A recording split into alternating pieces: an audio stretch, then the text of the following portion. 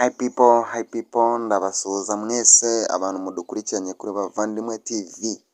Kora subscribe, kora comment kandi ukore na share tugendane. Ndakwinginze ntucikwe isomo ryacu rya kabiri ry'uburyo twakwigamo ururimi rw'Ikigande. Uyu munsi rero turi busangire ku bice bigize umubiri. Nugira ikibazo kora comment utubaze turagusubiza. Let's go. Rero tugenda kuyiga ku bitundu eby'omuntu. Uyu munsi turiga ku bice bigize umuntu.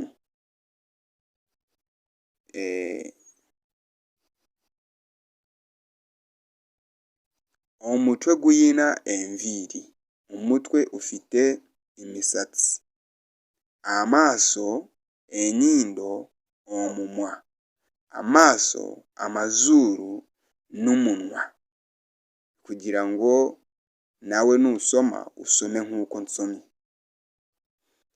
Amannyo, olulimi, omumiro, amenyo, olulimi, omuhogo, akafuba, olubuto, agatuuza, inda.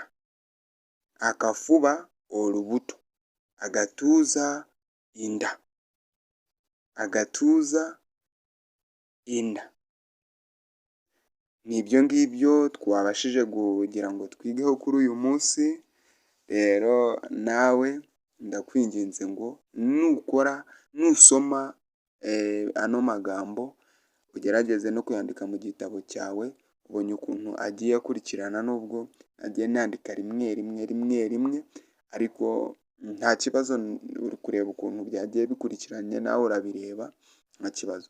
Kora subscribe, kora share rino somo nimba rikuryoheye. Twize ku magambo makeya ariko ndagira ngo akuryohere, niyo mpamvu twize ku magambo makeya.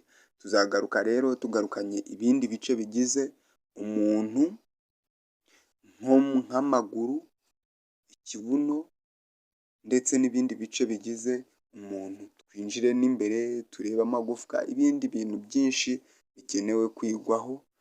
Ndakwinginze rero nawe uzadukurikirane.